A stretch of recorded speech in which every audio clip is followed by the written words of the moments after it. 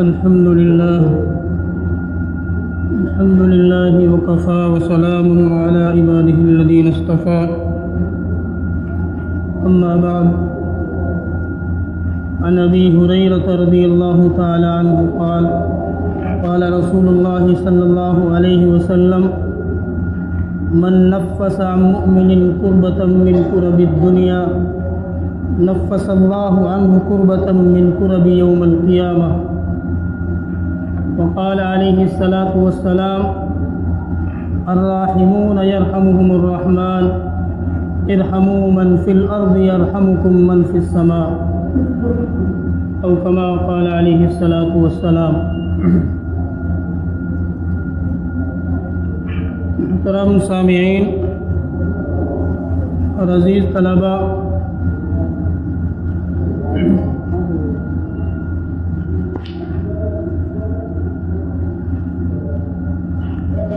اللہ رب العزت والجلال نے انسان کو اس دنیا کے اندر امین بنا کر بھیجا ہے۔ جس شخص کے پاس کوئی چیز امانت رکھی جائے اس کو امین کہتے ہیں، یعنی اللہ تعالیٰ کی بہت ساری نعمتیں انسان کے پاس میں ہیں اور انسان ان نعمتوں کا استعمال کر رہا ہے، چاہے وہ کسی بھی لائن سے ہو، اس کی اپنی زندگی کے اعتبار سے ہو، اس کی خوشی غمی کے اعتبار سے ہو، اس کے مال و دولت، جان و مال، اولاد کے اعتبار سے ہو، ساری کی ساری چیزیں اللہ تعالیٰ کی امانت ہیں، اور یہ سب انسان کے پاس میں جو نعمت انسان کو ملی وہ نعمت اس کے پاس میں اللہ کی امانت ہے۔ امانت کا مسئلہ یہ ہے کہ اس کو صحیح طریقے سے اس کا استعمال کیا جائے، امانت میں خیانت نہ کی جائے، یہاں تک کہ خود اس کی زندگی بھی اس کے لیے امانت ہے۔ وہ خودکشی نہیں کر سکتا، وہ خود ایسی چیزیں استعمال نہیں کر سکتا جو اس کی جان کے لیے مہلک ہوں۔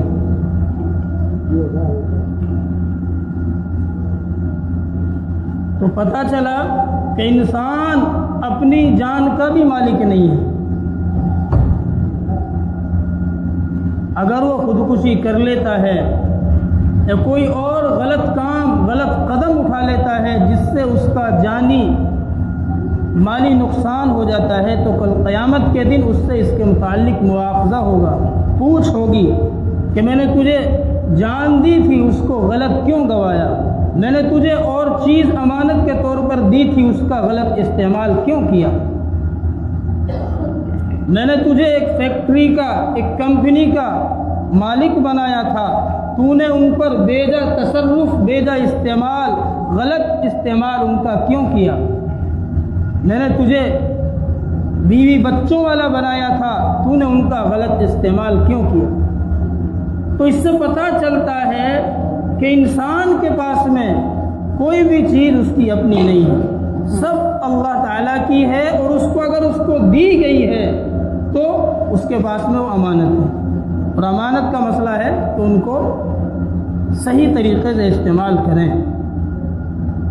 غلط کریں گے تو پکڑ ہوگی۔ ایک تو یہ تو ذاتی زندگی کا مسئلہ ہو گیا۔ اب دوسروں کی زندگی بھی ہر انسان سے ایک نہ ایک دوسرے سے ملی ہوئی ہے، متعلق ہے، ایک دوسروں کے مسئلے، ذمہ داریاں جڑی ہوئی ہیں، اور تبھی انسان کی زندگی بسر ہو رہی ہے۔ اگر امیر غریب کے کام نہ آئے، غریب امیر کے کام نہ آئے، چھوٹا بڑے کے کام نہ آئے، بڑا چھوٹے کے کام نہ آئے، تو بھائیو یہ دنیا کی زندگی دشوار ہو جائے۔ اللہ تعالیٰ نے جو نظام بنایا ہے کہ چھوٹوں کو بڑوں کے ماتحت بنایا، بڑوں کو چھوٹوں کا ذمہ دار بنایا، امیروں کو غریبوں کے لیے مسیحا بنایا، غریبوں کے لیے حکم دیا کہ وہ امیروں کی اطاعت کریں، ان کی مان کر چلیں اور ان سے ملا کر زندگی گزاریں۔ سب سے ایک دوسرے کے مسائل متعلق ہیں، تو تب جا کر یہ سب ایک دوسرے کے حقوق کی رعایت ہوتی ہے، تو تب جا کر یہ زندگی اور یہ دنیا کی زندگی خوشگوار ماحول میں تبدیل ہوتی ہے۔ اور جہاں ایک دوسرے کے حقوق ضائع ہونے لگیں، تلف ہونے لگیں اور ایک دوسروں کو ستایا ناحق ستایا جانے لگے، تو پھر یہ دنیا کی زندگی جہنم بن جاتی ہے، اجیرن بن جاتی ہے۔ یہ جو میں نے چھوٹے چھوٹے حدیث کے جملے تلاوت کیے ہیں، ایک بہت طویل حدیث ہے۔ حضرت ابو ہریرہ رضی اللہ تعالیٰ عنہ روایت فرماتے ہیں کہ پیارے آقا صلی اللہ علیہ وسلم نے ارشاد فرمایا، من نفس عن مؤمن کربۃ من کرب الدنیا نفس اللہ عنہ کربۃ من کرب یوم القیامہ۔ اس کا ایک جملہ ہے، اللہ رب العزت والجلال نے پیارے آقا صلی اللہ علیہ وسلم کو جوامع الکلم کا معجزہ دیا تھا، یعنی آپ چھوٹا سا جملہ ارشاد فرماتے تھے اور اس کا مفہوم، اس کا مطلب بہت چوڑا ہوا کرتا تھا، بہت وسیع ہوا کرتا تھا۔ یعنی ایسی بات جو کئی کتابوں کے اندر پھیلی ہوئی ہو، کئی صفحات میں ورقوں کے اندر پھیلی ہوئی ہو، پیارا آقا صلی اللہ علیہ وسلم اس بات کو ایک جملے میں بیان فرما دیتے تھے۔ اسی لیے آپ کو جوامع الکلم بھی کہا گیا ہے، آپ کی خصوصی صفت ہے جوامع الکلم۔ تو انہی میں کا ایک جملہ ہے، من نفس عن مؤمن کربۃ من کرب الدنیا نفس اللہ عنہ کربۃ من کرب یوم القیامہ، کہ جو انسان دنیا کے اندر کسی دوسرے انسان سے اس کی کسی پریشانی کو ختم کر دے، جتنا اس سے ہو سکتا ہے، تو کیا فرمایا، نفس اللہ عنہ، کل قیامت کے دن اللہ رب العزت والجلال اس کی پریشانیوں کو اس سے ختم فرمائیں گے۔ ایک شخص کسی مصیبت میں مبتلا ہے، آپ کو اس کی مدد کی ضرورت ہے، آپ نے فوراً لبیک کہتے ہوئے اس کی مدد کر دی، آپ فرشتہ بن کر اس کی مدد کرنے پہنچ گئے۔ یہی ہے بس، من نفس عن مؤمن کربۃ من کرب الدنیا۔ وہ شخص ایک پریشانی میں مبتلا تھا، ایک تکلیف میں مبتلا تھا، آپ مسیحا بن کر وہاں پہنچے اور آپ نے اس کی مدد کی، آپ کی مدد سے اس کا مسئلہ حل ہو گیا۔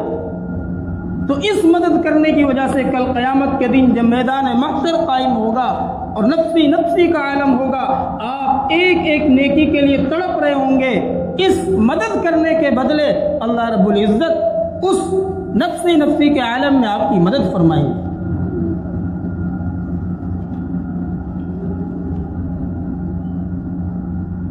ایک شخص کورٹ کچہریوں کے چکر لگا رہا ہے، کسی پریشانی میں مبتلا ہو گیا، اس کے اوپر مقدمہ ہو گیا،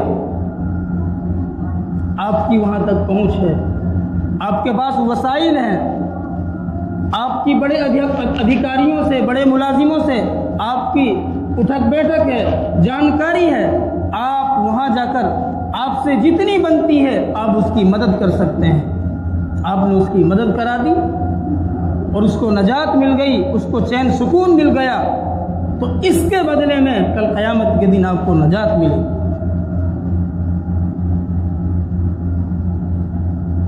اگر ہمیں اللہ سے محبت ہے تو پھر اللہ کی مخلوق سے محبت کرنی پڑے گی۔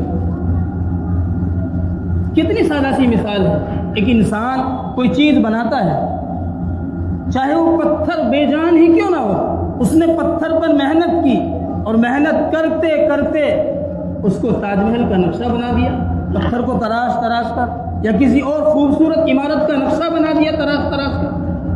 تو آپ بتائیں، آپ نے اس پتھر پر دنوں رات محنت کی ہے، آپ کو اس سے محبت ہوگی یا نہیں ہوگی؟ اگر اس بنائے ہوئے نقشے کو کوئی توڑتا ہے تو آپ کا دل دکھے گا نہیں دکھے گا؟ یقیناً دکھے گا۔ کیوں؟ اس لیے کہ آپ نے اس کو بنایا ہے، آپ نے اس پر اپنی شب و روز کی محنت لگائی ہے، دن و رات ایک کر کے آپ نے اپنی کاریگری اس میں سموئی ہے، اور پھر جب جا کر وہ نقشہ تیار ہوا ہے۔ تو آپ بتائیں کہ اللہ کی مخلوق ہے، جب ہم اللہ کی مخلوق کو پریشان کریں گے، ستائیں گے، تو کیا اللہ تعالیٰ کو تکلیف نہیں ہوگی؟ کتنی مخلوق ہے، چاہے وہ جانور ہی کیوں نہ ہو، حیوان ہی کیوں نہ ہو، انسانوں سے الگ، بیجا کسی کو تکلیف دینا، بیجا کسی کو ستانا بہت بڑا ظلم ہے۔ اسی لیے تو پیارا آقا صلی اللہ علیہ وسلم نے فرمایا الراحمون یرحمہم الرحمن، کہ رحم کرنے والے اللہ تعالیٰ کے بندے ہوتے ہیں، اللہ تعالیٰ ان پر رحم کرتا ہے، اور پھر حکم دیا ارحموا من فی الارض یرحمکم من فی السماء، کہ تم زمین والوں پر، دھرتی والوں پر رحم کرو، آسمان والا تم پر رحم کرے۔ یہ فارمولہ اپنا کر دے گا، اللہ کی طرف سے رحمت کے خزانے ہمارے اوپر برسنے لگیں گے۔ آج بھائیوں، ہمارے ذرا ذرا سے عمل سے، قدم قدم پر ہم سے دوسری مخلوق ہم سے پریشان ہے، ہمارے قول سے، ہمارے فعل سے، ہمارے عمل سے، ہمارے گفتار سے کوئی کام ہمارا ایسا نہیں ہے کہ جس سے دوسرے انسان کو، دوسری مخلوق کو پریشانی نہ پہنچ رہی ہو۔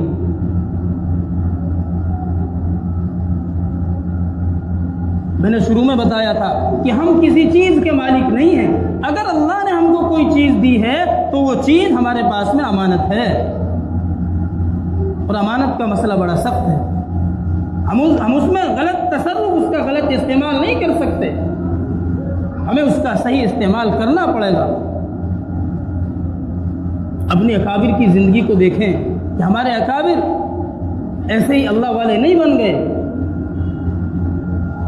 انہوں نے اللہ کی مخلوق سے محبت کی، تبھی نہ اللہ نے ان سے محبت کی، تبھی اللہ تعالیٰ نے ان کو اپنا مقرب اور اپنا قریبی رتبہ عطا فرمایا۔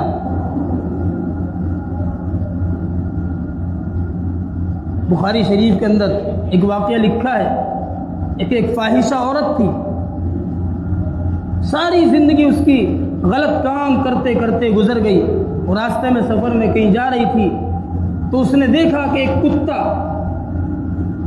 اللہ کی مخلوق ہے، جانور ہے، پیاس کی وجہ سے سسک رہا ہے،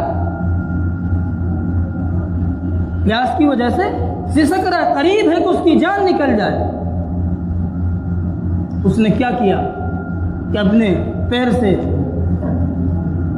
موزہ نکالا، چمڑے کا جوتا نکالا، اور اس کو وہاں قریب میں کنواں تھا، اس کنویں میں ڈال کر کسی رسی یا اپنے دوپٹے وغیرہ سے اس میں سے پانی نکالا، اور پانی نکال کر اس کتے کو پلایا، اس کتے کی جان بچ گئی۔ اللہ رب العزت نے اس عمل کی وجہ سے اس زانیہ کی مغفرت فرما دی۔ ارحموا من فی الارض یرحمکم من فی السماء، کہ تم زمین والوں پر رحم کرو، آسمان والا تم پر رحم کرے۔ اللہ کی مخلوق سے محبت کرنے لگو بھائیو،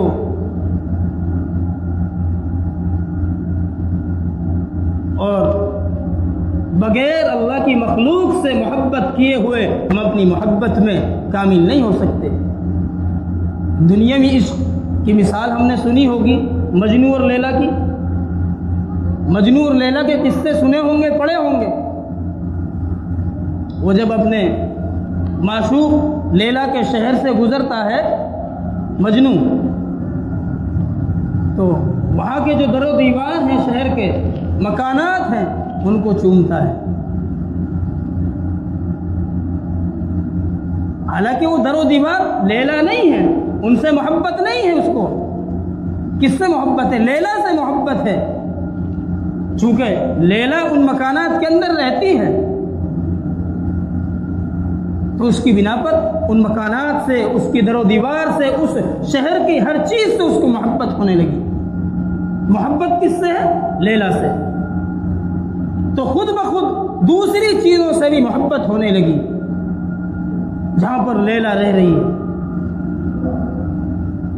تو میرے بھائیوں، ہمیں اللہ سے محبت ہے، یقیناً محبت محبت ہے تو ہمیں اللہ کی مخلوق سے محبت کرنی پڑے گی. آپس میں ایک دوسرے کو محبت کو بانٹو، دشمنی مت کرو.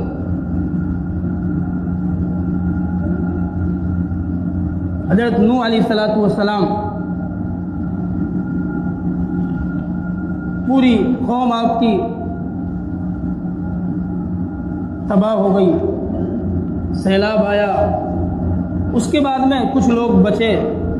سیلاب کے بعد میں اللہ تعالیٰ نے حکم دیا کہ اب ایسا کرو کہ مٹی کے برتن بناؤ. کیا کرو؟ مٹی کے برتن بناؤ. حضرت نوح علیہ السلام دنوں رات مٹی کے برتن بنانے لگے اور کافی سارے برتن بن گئے. اب اللہ نے حکم دیا کہ اب ایسا کرو، ایک ایک کر کے ان برتنوں کو توڑو. ایک ایک کر کے ان برتنوں کو توڑو. حضرت نوح علیہ السلام نے کہا کہ یا اللہ، کچھ دن پہلے تو آپ نے بنانے کا حکم دیا اور اب توڑوا رہے ہیں. بڑا عجیب لگ رہا ہے کہ میں نے ان پر اتنی محنت کی ہے، میں نے ان کو بنایا ہے اور مجھے سے توڑوایا جا رہا ہے. مجھے سے توڑوایا جا رہا ہے. خیر اللہ کا حکم تھا، توڑنے لگے. تو اللہ کی طرف سے آواز آئی کہ آپ نے تو ایک دم حکم دے دیا تھا، رب لا تذر علی الارض من الکافرین دیارا انک ان تذرهم یضلوا عبادک ولا یلدوا الا فاجرا کفارا. آپ نے تو ایک دم بد دعا کر دی تھی کہ یا اللہ ان نہ ماننے والوں میں سے زمین پر ایک کو بھی مت چھوڑ، سب کو برباد کر دے. آپ نے تو ہماری مخلوق کے متعلق ذرا بھی نہیں سوچا. یہ مٹی کے برتن آپ کی، اس کے اندر کوئی ملکیت نہیں، آپ نے صرف بنایا ہے. مٹی بھی ہماری ہے، ہمارے حکم سے بنایا ہے اور آپ کو ان سے اتنی محبت ہو گئی کہ توڑتے ہوئے آپ کو تکلیف ہو رہی ہے. آپ نے ہماری مخلوق کے متعلق ایک دم بد دعا کر دی کہ ہم کو تکلیف نہیں ہوئی ہوگی. میرے بھائیوں، اللہ کی مخلوق، اس کے ساتھ محبت کرنا بہت ضروری ہے. اگر ہمیں یہ زندگی کے اندر امن اور زندگی کے اندر سکون حاصل کرنا ہے تو اللہ کی مخلوق سے محبت کرنی پڑے گی. ایک دوسرے سے جو دشمنی ہو گئی ہے اس کو نکال کر محبت کا درس دینا پڑے گا، محبت کو عام کرنا پڑے گا. ایک دوسرے سے بلا مقصد کے چاہنا پڑے گا. ذرا سی کوئی بات ہو جاتی ہے، ہمارا معاشرہ، ہمارا ماحول کیا ہے؟ کتنے لوگ ایسے پیدا ہو گئے ہیں کہ بڑھ چڑھ کر غلط کام میں حصہ لیتے ہیں کہ کسی طرح یہ ایک آدمی جو بڑھ رہا ہے یہ دب جائے. ایک آدمی جو آگے بڑھ رہا ہے کسی طرح یہ دب جائے، جلن میں، حسد میں، بغض میں، اور ادھر ادھر کی لگا فسلا کر، یہ کر کر وہ کر کر کسی طرح اس کو پھنسا دیا جاتا ہے.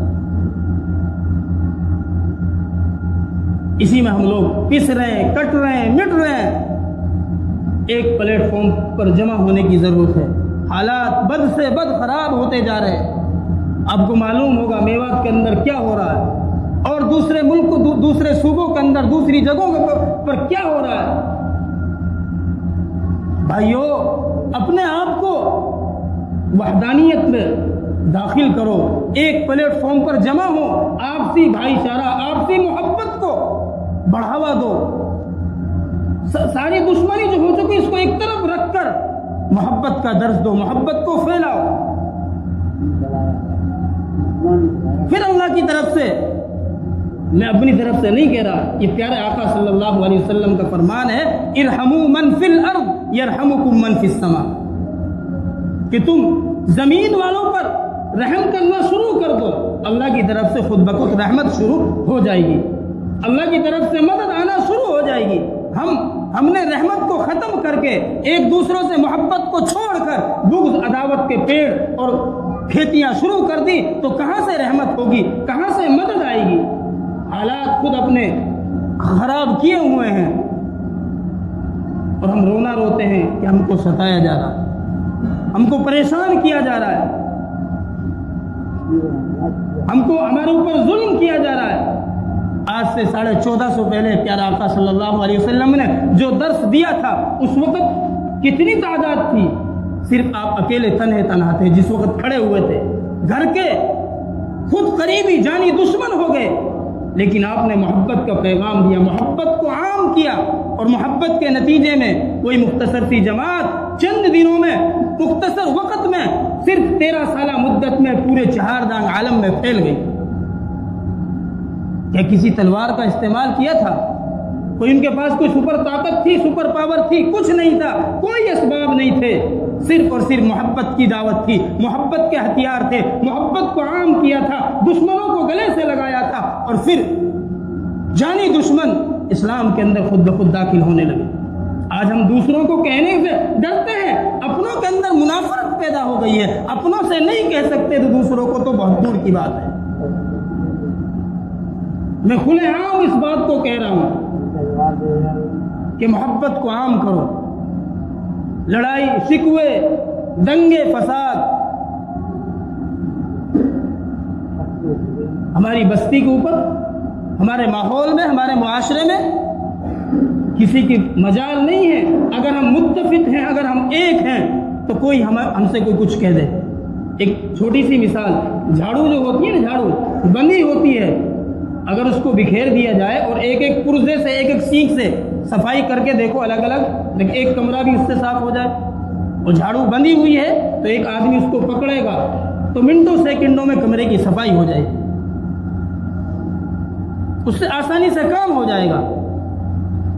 یہی مسئلہ ہے کہ اگر ہم متفق ہیں، اگر ہم متحد ہیں، اگر ہم ایک ہیں، تو دوسرا آدمی 100 مرتبہ سوچے گا کہ نہیں یار وہاں پر نہیں جانے کا، وہاں پر یہ ہے وہ ہے، دنیا بھر کی باتیں۔ میں تو مثال دے رہا ہوں، میں کسی کو بھڑکا نہیں رہا، سمجھا رہا ہوں کہ ایک جگہ، ایک پلیٹ فارم پر جمع ہونے کی ضرورت ہے،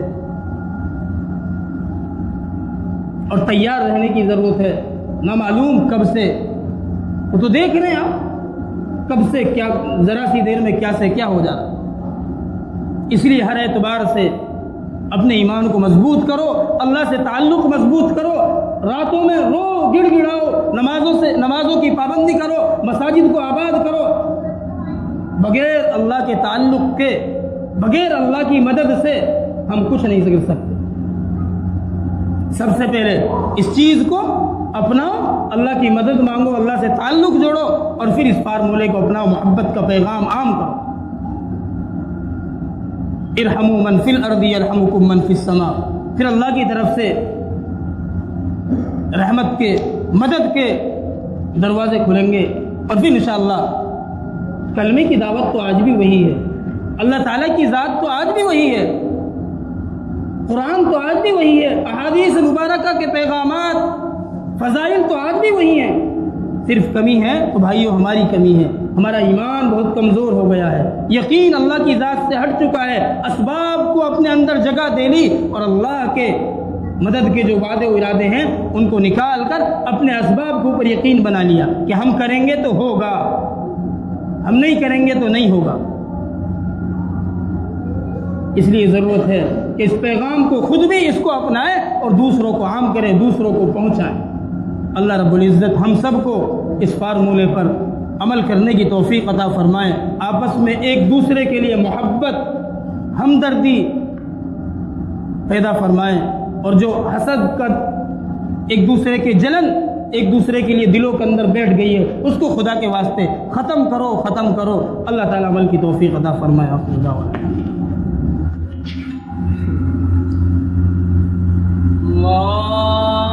اکبر، اللہ